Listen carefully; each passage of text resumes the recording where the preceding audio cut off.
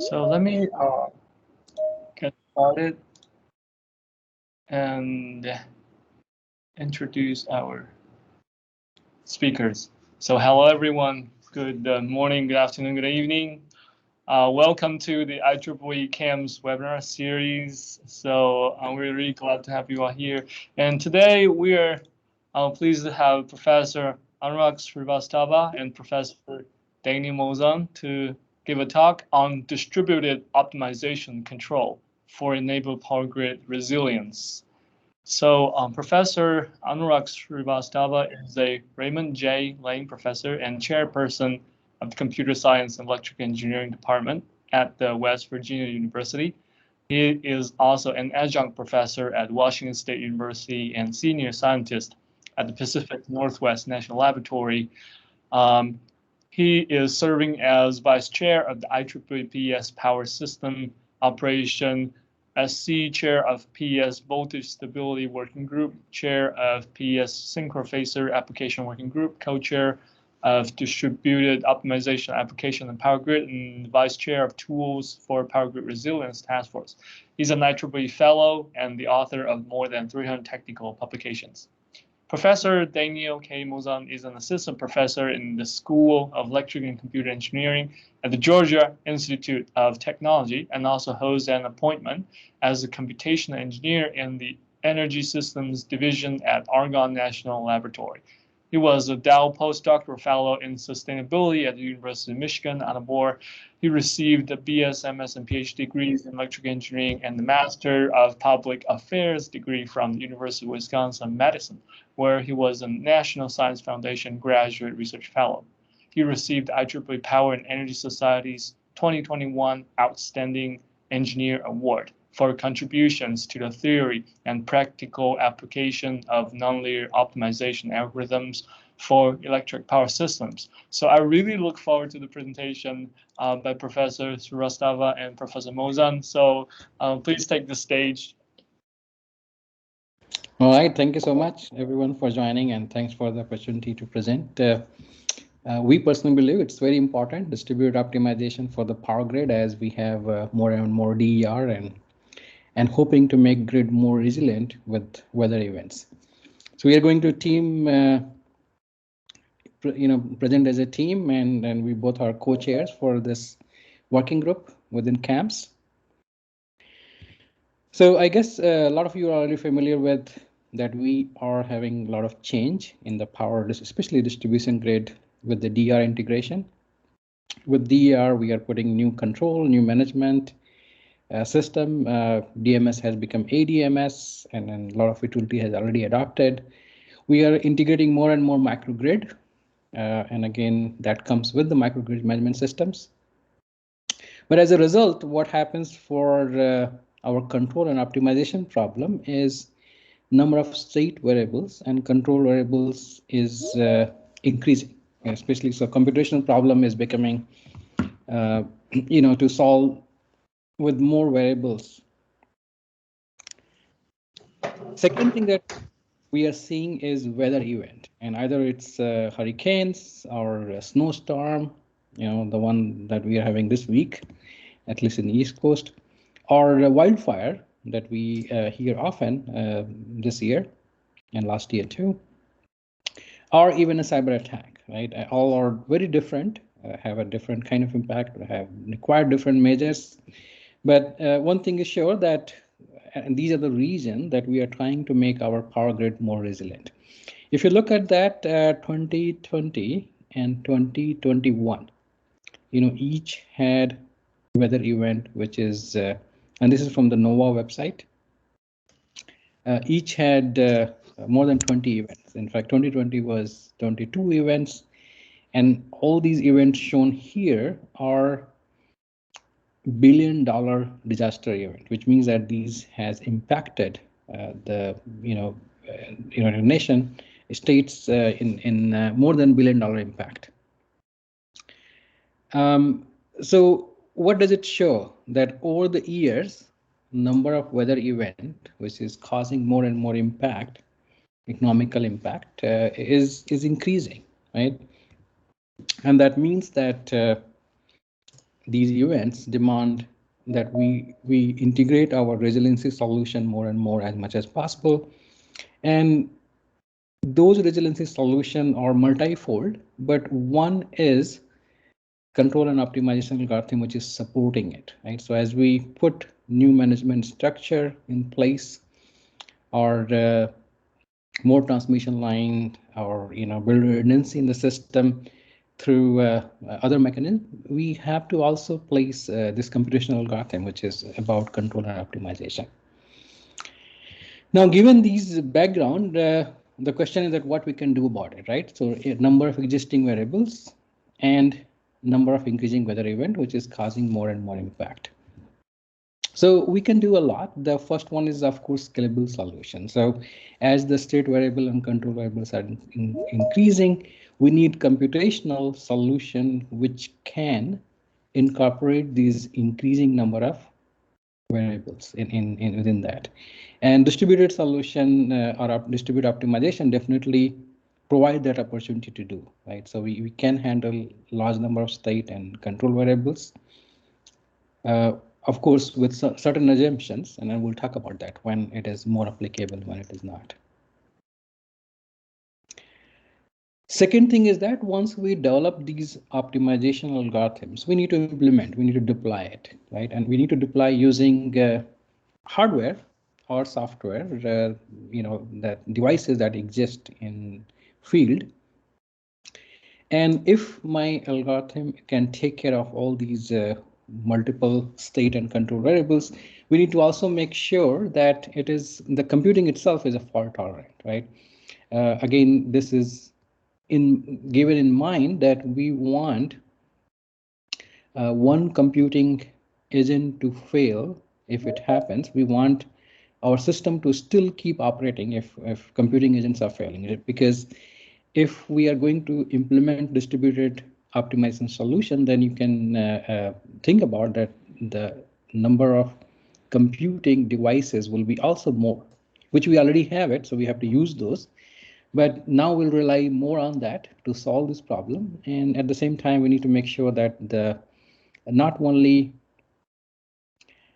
the algorithm is robust, but also the computing, so whole infrastructure is also robust and allow us to become a fault tolerant. So if one node is failed, other nodes should take over the job and keep operating. And there are existing solutions that exist which we need to revisit in distributed coordination, distributed computing, and see that how do we support that. And third thing, which is of course has multi-fold solution, like we just discussed, is grid resiliency. And a lot of tools is needed, in the control center. A lot of tools is needed in the substation throughout the grid. Physical devices that we, which basically carry current, and all those, we are already making a lot of progress on that in terms of transformer, making it more flexible. And at the same time, we do need training and support team. So resiliency is, as you all know, that it's a big infrastructure level problem. We need tools, we need control architecture, we need training and support team. Now, out of all these three, we cannot cover all, but this is what our focus is in this working group. And the one that we're going to talk a little bit more about is algorithms, distributed optimization, and some application, and briefly introduce the computation part and why fault tolerance is required. So next we are going to have a different section. Some are longer, some are shorter section, and talk each of these, to basically introduce our work that we are doing in this working group, and in broader sense, how it's going to impact the grid. So first one is optimization control architecture. Now, this is something that we have been discussing and studying for a long time, that centralized, decentralized, distributed solution exist, and we typically go for one of these. We have more solution based on maybe local or centralized in the existing grid right now. So as we know, in local means that it's a purely local, which means that there's no communication among controllers, and it is sensing something locally, either it's voltage to, like let's say tap up and tap down the transformer, or switching on and off cap banks, or even frequency is will be local, even though it has a big impact on the system based on frequency control, because frequency is uniform and one of the thing that we can measure to, which represents the grid, but still it will be local if you do not require any communication. Decentralized will be something where you take out the system and segmentize or make a cluster, and in each cluster you keep one controller which is doing very similar to centralized, but it is collecting information, right? So all the communication from sensor and controller happens with the lead controller in that cluster. It could become hierarchical, which means that lead controller will talk to another lead controller at the area wise and maybe at the centralized level. Centralized is most common as we do with the DMS, and of course in transmission grid we have a EMS. And control center has the software, and we typically bring all the measurement from different sensor. We compute something and then send the control command back. Right now, some of these coexist. Right, so we have a centralized and local, and sometimes even decentralized. All coexist. Distributed is at least right now in the field is very minimal. We don't have many, and but that's the solution that at least we believe that should be more adopted as we try to do the number of variables handling and especially making the grid more resilient in terms of control and optimization. So in distributed, it's all the agent or computing agent are basically communicating only with neighbors, not with centralized controller and not with decentralized controller. But it is still a coordinated control because it is based on what they sense from the neighbor, and in some way we have to formulate it that it represents the system level solution, and distributed solution should be very close to centralized solution. That's what the goal is for optimization. And then hierarchical is, like I said, that it will be one layer more up from decentralized. And then hybrid could be any of these, which is coexist in parts. And I guess that's what our grid is right now. At least two are there. Holonic is another word that we found in literature, which basically means, which is a Greek word, means holon, and that typically means existing as a whole and a part. And I believe because it does not exist, so our vision will be that if we implement a holonic architecture, then we have control architecture which can adapt between one control to another control. And I guess that will be what we want to do, because we cannot replace the existing one with the distributed. So you will have all of these coexisting, and you basically, if we have everything operating without any failure, then maybe centralized is already there, and we go for that. And anytime when it become isolated or become in emergency state, when a lot of system or devices are failing, then you switch to a distributed. Again, that is something to think about depending upon the constraints we have in the system and the economical constraint and the system that we're talking about. So typically, one of these will be used to implement any algorithm that we want to, whether it's a generation control or frequency control or voltage control that we want to do. In terms of pictorial view, this is exactly showing that what we just discussed. Local means N is our sensing and computing node, and then R is DER, which could be PV, which could be battery storage, or even EV. So one of the DER is R, the orange one, and C is control devices, right? It could be voltage control, it could be any other control. In local, it's all isolated. The control devices are making its own decision. Now C and R can be together, which means that control resides on the R, which is a DR, but it's a local. There is no communication among them. Decentralized, as you see, we have divided the group into a multiple groups. So there is a VVC1 and a VVC2. It is taking voltage control as example, but it could be any control. And all of them, these devices are sending the measurement and getting the control command back from there. Hierarchical means that VVC and VVC2 will talk. And then centralized means that everything is going to one. Now you can have a backup controller too. Backup controls room, as a backup for that too. But this will be just as a backup, which means that only one is effective at a given time. Distributed, as you can see that only you talk to neighbors, and that's what distributed is showing. Again, hierarchical means that in a given cluster, the lead controller talk to another lead controller, which only talks to those one in a given cluster. So now next thing become because this is more focused on distributed. So out of these control architecture, we are going to talk about distributed optimization.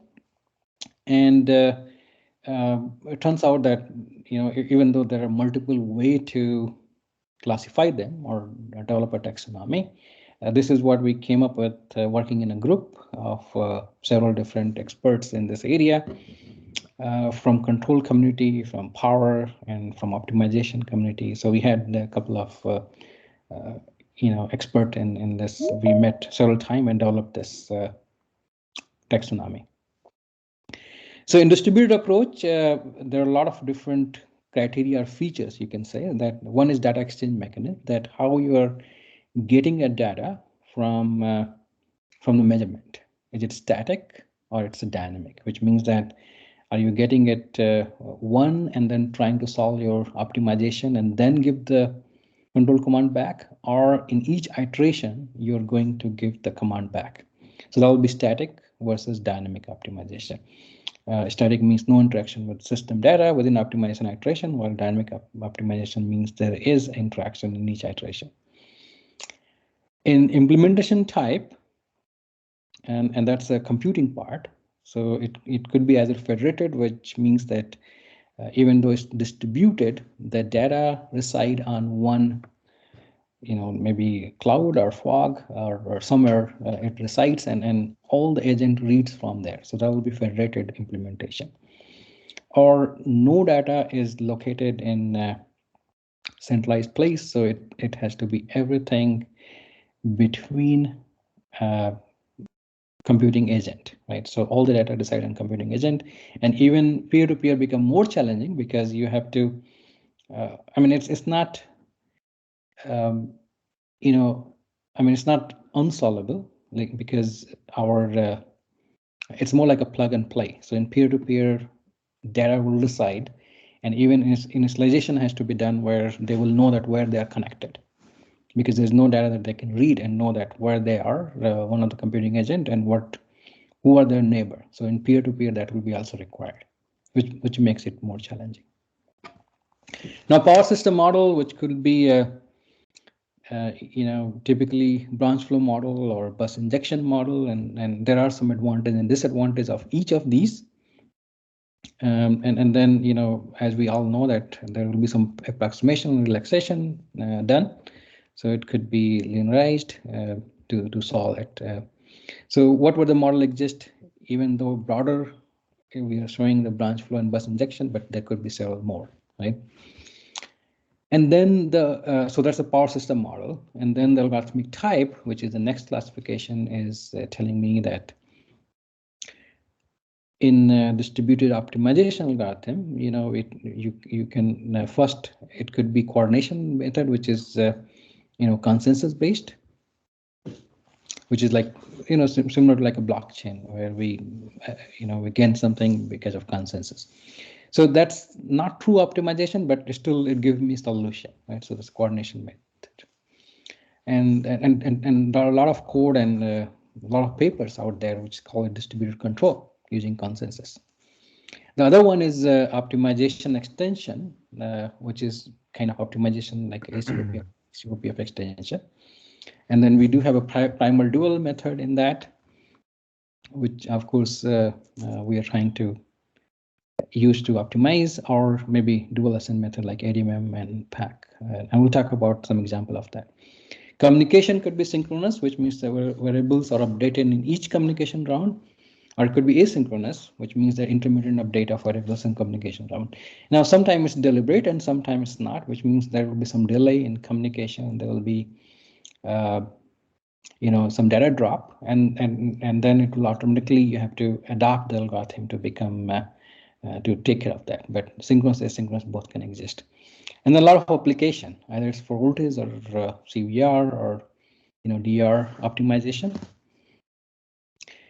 Now, the next part is some use cases of these, and I'll rather go quickly so we can, because that's the biggest part of our talk, so we can cover, multiple different algorithms for that. So the one that I'm going to talk about is old-work control, and we will talk about two different methods. One is basically dynamic, and other one is static optimization. The first one, which is dynamic, which use different measurements that gets from neighbor in each iteration, is basically utilizing the network sparsity, which means that especially like a distribution network, which is radial, one voltage at one node probably will depend upon the nearby nodes, right? So and then it's not a very well meshed connected system, so we can utilize some network sparsity. Now, as the system become more and more meshed and more dependent and very well connected with the shorter line, then it becomes, the solution will be a little bit more far away compared to centralized, right? Because like I said, that if you are working in optimization area, then we all know that ACOPF is not convex, non-linear, and the only way to solve is doing some approximation and relaxation in both the term and definitely in constraint and also in the objective function. The other one is classical decomposition, which is a coordination-based approach, kind of inspired by ADMM. And here you take the measurement, you solve the optimization by decomposing the optimization problem, not taking advantage of the network sparsity, and then you get the solution implemented. So one of these category is our work with Harvard, with Professor Nolly, and also Professor Chu. And this one, so he's at CMU now. And this one is OpDST, which we basically made it for three-phase system, unbalanced system implemented. So this one is dynamic optimization, this is collaborative, and then it's a linearized risk flow model, which is, of course, has some approximations. And then it is network sparsity-based distributed dual approach. And communication is asynchronous, and then application type that we are trying to do is DR generation cost, but with the voltage in the mind. And the second one, which is PAC, is work with MIT, which is the last paper listed here. There are several more on that. So let me quickly talk about these two methods, and there are slight variation in dist opt and opDST, the way we determine the number of parameters and the way we solve it. So there is slight variation between these two, but in broad sense, these belong to the same category. So again, in this case, what we're trying to do is, if you look at the left picture, left bottom, then you have a network and you're getting a measurement from multiple node, and we are trying to solve multiple controller at the same time in parallel. But the data is flowing from neighbor to each controller. And then so as you can see that in each iteration, it is taking the input and generating the output and then giving the control output back to the network, right?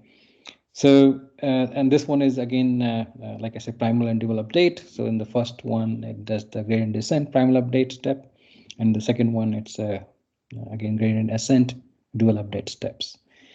And there are multiple, again, other than the Lagrange variable, we are also updating the voltage and Q in each step.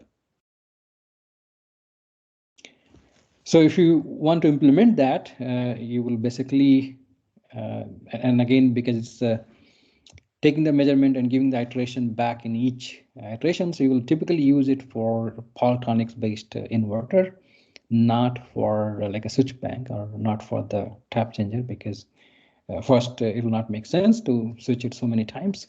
But in polytonics, where you have a more control on reactive power, depending upon inverter type, we can implement this.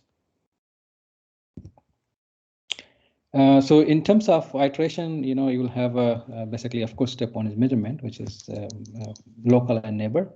And then step two, you calculate the local variables, and then and update the Lagrange, and then finally step three, you inject the reactive power back to the as a control command back to the system. And then step four is basically again collect all those values and then send those back to the neighbors.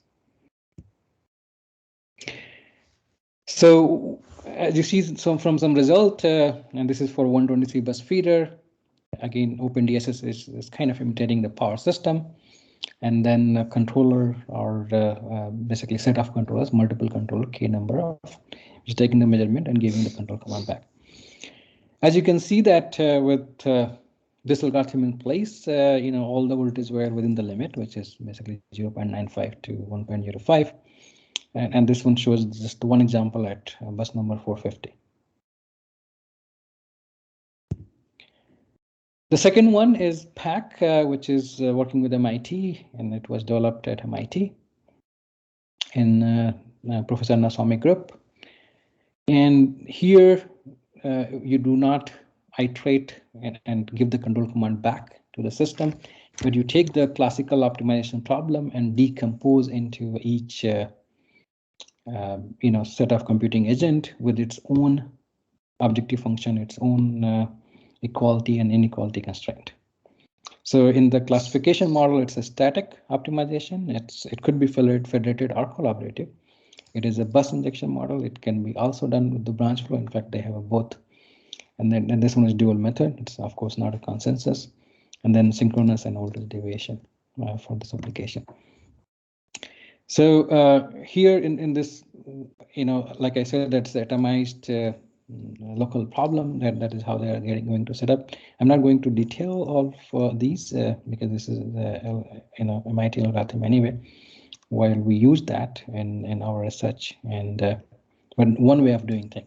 Now, one thing to point out that even though we talked about only two, there are more than 10 to 12 different algorithms typically used, ADMM being the most common in literature that we see. So as you see here, that basically you have a objective function, which is more generalized formulation here, because they have also used it for distribution, rotational margin price in a market, and also for the voltage control. So I will basically, this is my last slide before we go back to the next part. And this one is the application to out-of-work control, even though it has been applied to multiple different test systems. This one is showing 34 node network. And basically the objective function is set in such a way that it has all three objectives as a part of this, which is regulate voltage about set point, and minimize line losses, and minimize feed-up power. And there are several papers. One of that is listed below in this list. Okay, so if I need to compare, even though there are several more algorithms possible, but these both are not consensus. These are optimization, but a very different kind. One is dynamic and one is static. And there are clear difference between these two in terms of formulation, in terms of power flow model, in terms of data exchange, and then also algorithmically used. One being primal dual and dual ascent approach. Data exchange could be both possible, either federated or implementation or peer-to-peer. One uses linear disk flow model in UpDST, while PAC uses the non-linear disk flow model, which is a little bit modified one. Okay, well, so next part will be done by my colleague, Dr. Maljan. Yeah, well, thanks, Anurag. So one of the big efforts that we were trying to do, excuse me, in this working group is that we're trying to understand what we need to do to make these distributed algorithms, practically implementable or useful in a practical setting. And so a lot of the work that I've been doing with my group and in collaboration, so some of my PhD students along with some of the folks at GTRI, the Georgia Tech Research Institute, has been looking at what happens if our algorithms are not sort of implemented in an ideal communication setting where we have maybe noisy data that's coming back and forth from our neighbors or the neighboring control agents, or maybe the data is suffering from a cyber attack. And what we'd like to understand is how do these algorithms behave in this context, and what can we do to detect and mitigate these problems or possible problems with non-ideal communications. And speaking of non-ideal communications, I have to apologize in advance if my internet here has not been fantastic in the last half hour or so. And so if my communication drops out here, please, Anurag, feel free to continue the talk, and I'll jump back on as soon as I can. But can you go to the next slide? Great. Okay, so we're starting to look at this question of non-ideal communications by considering 3 different noise models. The first was just additive Gaussian noise, where there's some randomization to the noise that takes the form of a Gaussian error. We looked at bad data, so large errors, and then intermittent communication loss. And our sort of noise model for this was to say, well, let's inject this noise onto the data that's being transmitted back and forth between the local controllers and their neighbors. Next slide, please. Right, so to describe this a little bit more formally, what we have here in the additive Gaussian noise is we have some data. It's getting corrupted by zero mean normal distribution random variable with some specified standard deviation, sigma. And we're see what happens as we vary that value of sigma. For bad data or to model large errors, we have our data that's being transmitted back and forth is getting multiplied by, getting added to it by some large number with a probability given by this this p error. Next slide. And then finally, we had this noise model of intermittent communication loss, where we took this approach to say that we have some constant failure rate among the devices that are communicating and some constant repair rate at each iteration. And you can use that those rates to infer a state of the system at each iteration of whether it was able to successfully communicate or if the communication failed. As sort of a simple approach, there's much more complicated techniques that people could use, but as kind of a proxy for a simple approach, we said, well, if it failed, just use the agent would use data from the previous iteration. Next slide, please. And then so we put together a case study. I had a group of students looking at this question, and they compared 3 different distributed optimization algorithms. One is this alternating direction method of multipliers. Another one is this analytical target cascading, and a third is this auxiliary problem principle. We don't have time to go into all the details for how each of these methods work, but especially ADMM is quite common. This ATC and APP are also reasonably common distributed optimization algorithms that have been in the literature now for, 15, 20 years at this point. And so then we looked at a bunch of case studies. The one I'll describe today is this 118 bus system. We're using a DCI optimal power flow, again, in large part because it was simpler to implement. At the moment, what my students are doing is extending this to look at different power flow models using power models JL as the package to sort of easily swap between different underlying power system formulations. And so, but I think these results here, looking at even the simplified DC optimal power flow case, sort of give a nice sense of how these algorithms perform under these noisy conditions. Next slide, please.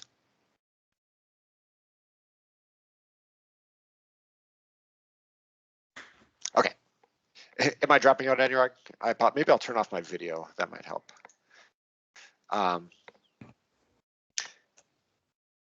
So we looked under these three different noise models and compared the performance of each of these three different algorithms. And so looking at additive Gaussian noise first, what we found is that roughly speaking, the algorithms performed about as well as you might hope. They converged to an accuracy at a reasonable number of iterations, a few hundred iterations, where the error in the final solutions in terms of the agreement between the variables shared by different agents was on the same order of magnitude or similar orders of magnitude as the amount of noise we were injecting. And so in terms of random noise or random Gaussian noise, that sort of was kind of the best performance that we might hope for. Next slide, please. And so if we compare the impact of changing the noise, the standard deviation, the size of the noise that we were injecting, if we compared across the different algorithms, it seemed that ADMM actually had somewhat worse performance than these other two, than ATC and APP, in that they had larger errors after reaching kind of a steady state convergence than the other two. Next slide, please.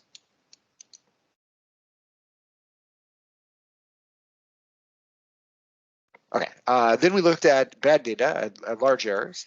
And so roughly what we saw in each of the three algorithms is that they would return to the same convergence trajectory after the noise injection is stopped. So if you had infrequent enough large errors, if they happen sort of rarely, then you would see the algorithm start to converge. It would hit at some large error, it would jump back up, and then it would, if that error was only, say, for one iteration or a small number of iterations, it would continue along its normal convergence trajectory. And so essentially, as long as you had infrequent enough large errors, you would eventually reach the solution. If the solution, or if the algorithm continued to be perturbed by frequent large errors, then as you might expect, we're not able to, the algorithms didn't converge. And so what this can be useful for is trying to characterize how good of a communication channel you need in order to get these algorithms to work well in practice. I'll also note for ADMM and ATC, these large errors could sometimes impact the quality of the final result, even if they achieve consensus on the shared variables. And so this was, that's a problematic. That's not great. Okay, Anurag, next slide, please.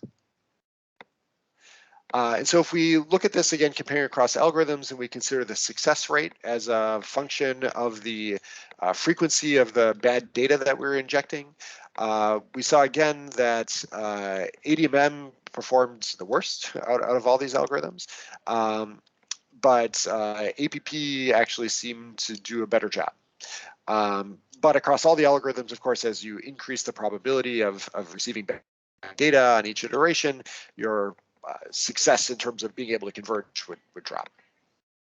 Next slide, please. And finally, we looked at this question of intermittent communication loss. And as you compare across the different algorithms, what we're showing in the different curves here is the rate, the repair rate, or sorry, so the failure rate. We tied the failure and repair rates together so they were proportional. But we look at the failure rate across iterations. And again, what in this case, we saw a little bit different results. So here, APP would fail to converge more frequently. But it looks, ADMM and ATC looked pretty good in this context. But this was somewhat misleading in the sense that the ADMM and ATC algorithms could converge more frequently, but they often converged in those cases to suboptimal values or infeasible solutions. And so we have to be careful in doing these analyses that convergence is not the only thing you care about.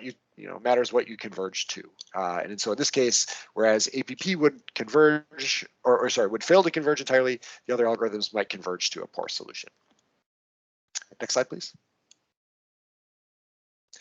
And then, so this is similar findings here in terms of the success rate as a function of the number of failures to the communication failures per iteration. APP did better sort of overall in terms of this intermittent communication loss. And so this, it was interesting seeing these results that ADMM, which is, fairly popular in terms of an algorithm, in many cases did not quite perform as well. Sorry, next slide, please.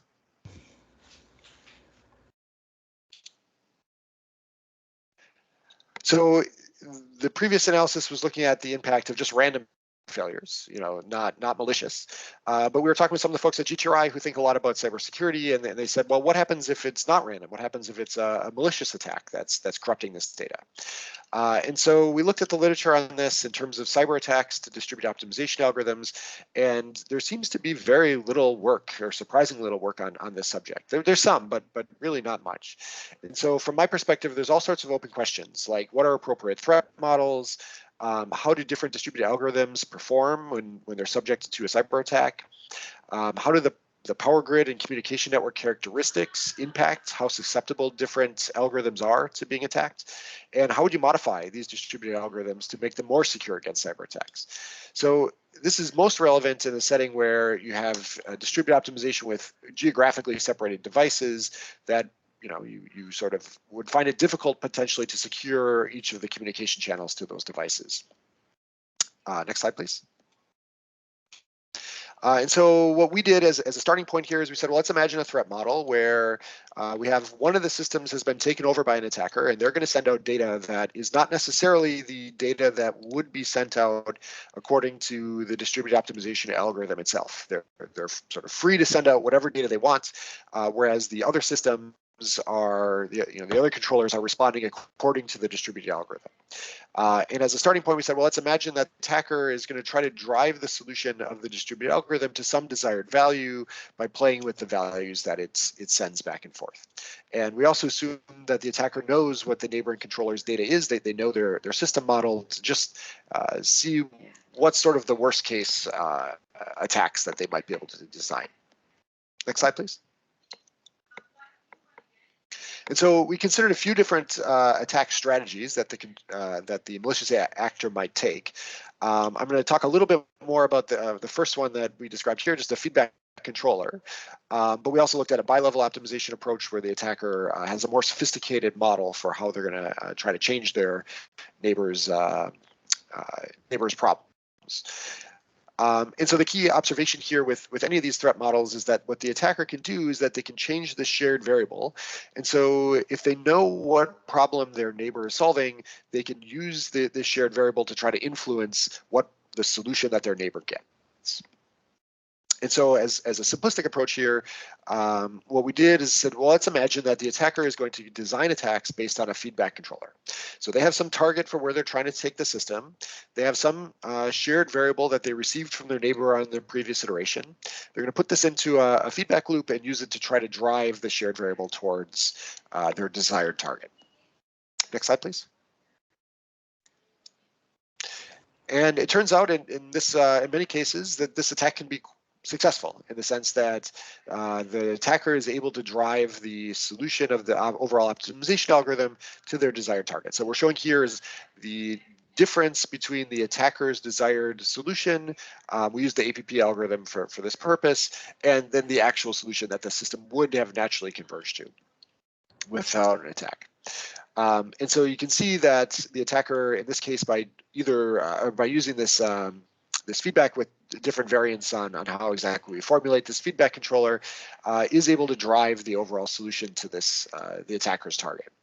But we did also note that in more complicated cases, the simple attack might fail. And so what we're trying to characterize at the moment, I think this is a huge area of an open research area, is questions like, well, how many agents would an attacker have to compromise in order to achieve some desired outcome, or how many agents would a defender have to protect against to prevent an attacker from having a successful attack. These sort of questions have been looked at a lot in the false data injection settings for state estimation attacks, but I think there's a lot of overlap here in terms of the motivation to look at these sort of problems here as well. So next slide, please. I think that's all I had in our approach, our piece here with non-ideal communications, and so I'll hand it back off to you, Anurag, and talk about the implementation. All right, thank you. Yeah, so I guess these are like good example of different distributed optimization technique and how to make it practical. But other thing which is very important is that how do we deploy it? And when we looked at number of computing device which is designed to run the distributed optimization, at least few years before they were not. And then working with Vanderbilt University, we developed this computing platform, which is called REAPS, which is designed for distributed optimization. It has everything that is needed in any computing node in terms of the core platform and also interface with sensor and controller, actuator, and network. And we put that onto very simple BeagleBone, but you can put it in Cisco Fog, or you can even put it in any other platform as needed, working with vendor, of course. So you see the setup, and I guess that's very important for to see the practicality of that, how what will be needed to run the distributed optimization algorithms. And with the real hardware, so all of these hardware and sensor that you see are real, except the computing performance is still running on BeagleBone. And then you see on the top there is Cisco Fog, which can also run that. And then we implemented multiple node with sensing. It was done with the PMU, even though it could be any other sensor too. And then of course actuator, which is taking the signal back, and this was for transmission grid with application in mind was remedial action scheme. But you can also do it for dashboard control or any other control items. For RAS, it made sense because that's critical, and this RAS was very different, working with RTE France, where we wanted to do optimization-based RAS, which is typically very new and does not exist much, but will make the system come on if we can run it in fast way, more optimal response. Because typically, if you think about RAS, it does not have a system level view, and it takes the emergency control, but mainly local, and which may not be good for the whole system. Now, what we demonstrated in this ARPA-E project, working with Vanderbilt and several industry partners, is that if one computing node fails, then the other two computing node will be still able to solve the problem and give you the result. Even if two fails, then the last one, which is remaining, will still give you a solution. And that kind of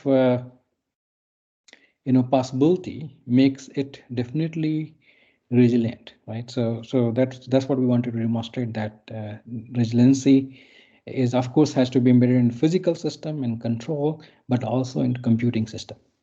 And that was done through distributed coordination and leadership election, all those kind of algorithms.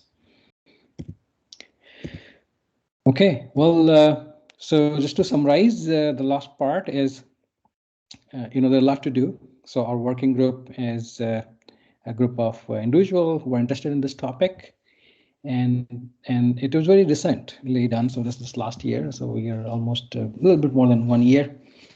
And this is called Computational Challenge and Solution for implementing distributed optimization in the power system. We, of course, welcome anyone who want to join. Just drop one of us email. So, like I said, that we co-chair, basically Professor Malvin and me.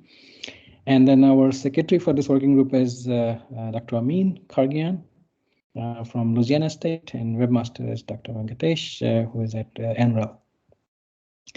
Our website is listed here, in IEEE, hosted in IEEE. And so far, we have been basically focusing on these topics, which means that first, distributed optimization algorithm itself, what are the challenges and how do we tune the parameter, because sometimes you might have several different hyperparameters to solve the distributed optimization.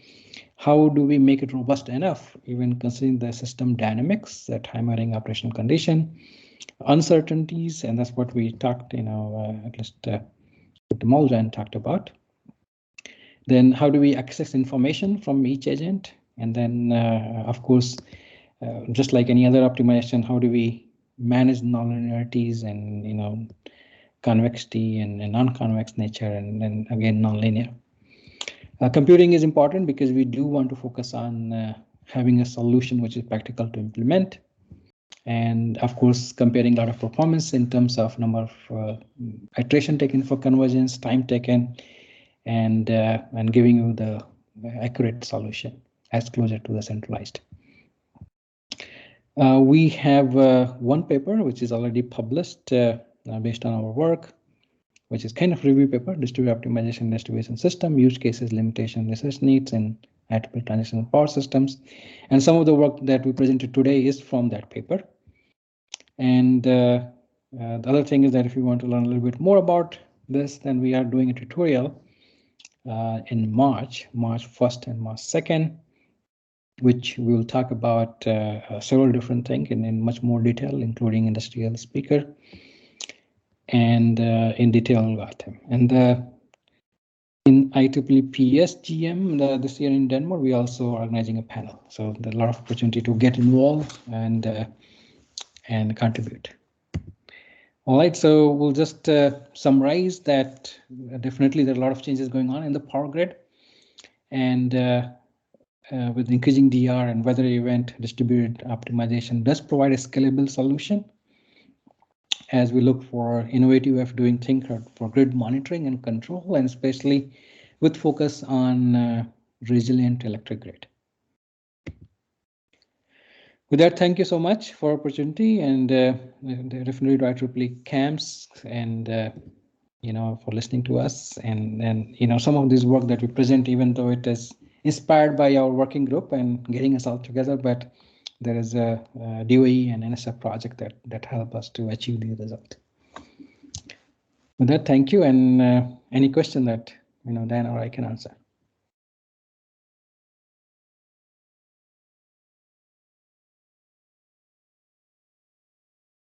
I think you're muted. Sorry.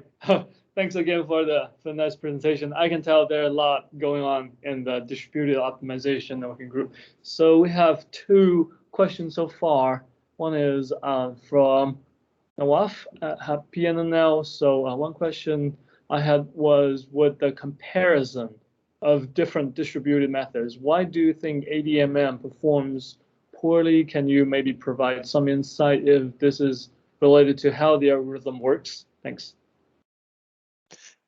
Yeah, so I appreciate the question, Nawaf. It's something that we've been really curious about answering more rigorously. The sort of hand-wavy answer I can give you at this point is that I suspect it has something to do with the dual update process of ADMM. That's, I mean, maybe a bit of a cheating answer because that's where most of the difference is between these ADMM and these other algorithms. Is in large part it's the this dual update step is sort of computed a different way, and so. So it's sort of cheating to say, well, that's probably what the issue is, but I don't have a much better answer than that. They are overall very similar in terms of sort of their underlying derivations, underlying approach, and so it's sort of surprising that they can give such large differences, but that's something we're trying to understand a bit better. Yeah, just to add, ADMM was designed, I think, almost 40 years before, right? And it was not designed for power systems. So it has been used in, and I would say that it is more like an extension of consensus, right? So, so the way we can embed the system nonlinearities and approximation, all those things, is ADMM does not allow it. But like I said, that we need to investigate more and find out by more studies and do some more research to exactly answer this. I think the next one is also for Dan about ADMM, right. If you want to take. Yeah, let me read it. So let's say I'm using ADMM for some real-time optimization in grid. It can take hundreds of primal dual iterations converge, if I'm subject to communication delays, even if they're each small, say 20 milliseconds, this adds up into several seconds of delay, which cripples before any feedback control problem on a time scale less than a minute or so. Are delays the fundamental bottleneck for practical closed loop distributed optimization? Yeah, so maybe let me take the first stab at it, and then Anurag, if you want to, I'm curious to see what your thoughts are on this too. So, I mean, from my perspective, there's three, or at least three, big challenges that we have to deal with to get distributed optimization to be in a spot where it's more practically relevant. One is exactly this issue, John. I think this communication delay, a number of iterations really that it takes to converge, is problematic. And another one is this sort of noisy communication aspects as well, and the possibility of cyber attacks. So that's why I focused on that piece. And then there's this last piece that we didn't talk too much about, but I think is really important. And we're just starting to see some work. For instance, I was reading some papers out of NREL on this the other day on using integrating, solving stochastic problems in a distributed way. So I think the three big problems I see at least are number of iterations, practical communication architecture issues, and problem formulation in terms of dealing with uncertainty. So you're hitting on the first one. And I mean, I think this has been a topic that we're seeing some progress in. So I think, if I'm remembering right, it was Kyrie Baker has a really interesting paper where she's essentially learning from previous runs of a distributed optimization algorithm and using that to train a learning algorithm that then tries to sort of jump ahead in terms of the iterations. And so you sort of iterate between running the actual distributed algorithm and trying to learn how to skip ahead a whole bunch of iterations. And since these algorithms tend to perform with like a first order convergence style trajectories, that seems like a promising approach to me, at least. There's other things that we can do with this to improve on it as well. I'll mention my postdoc worked on a project, Alyssa Cody at Argonne, had a nice project this summer where she was using machine learning to try to update the multipliers, which are just the penalty coefficients in these algorithms that try to enforce consistency. And right now we use very heuristic style approaches for doing that, but we know it's a key aspect of the convergence rates. And so using some emerging machine learning style techniques at least has some promise for trying to speed these things up. So I'd say I'm cautiously hopeful, but recognize that it's a challenge. I don't know if Anurag, if you've got anything. Sure. I'd like to see your thoughts too. Well, the first thing that I do agree that the delay is one of the bottleneck, but at the same time you can design delay-aware algorithms, and a lot can be doing that. And second thing is that as long as we know there's a delay, and we will know because each agent will tell us, especially if it's a federated implementation, that the data is delayed. You can always drop that update in that local node, while other node will keep updating the solution. So first thing is that the system is not going to fall, which means that your control still runs. You just drop the data exchange with that, one. And again, depends on the problem that you're trying to solve. For old world control, I can easily see that if you drop one inverter-based resources in the system to not change its control setting while others are doing it, there's no problem. I mean, the system will still give you a solution. Even if it's RAS, we can design, and that's what we did in our setup to design fault-tolerant computing with delay-aware control, and that was able to see and run the distributed optimization still successfully, even though it was based on ADMM. So there are multiple ways to solve this problem. First, find a better algorithm than ADMM, and second, make it delay aware. Third, make your computing and control fault tolerant or delay aware. That is very informative.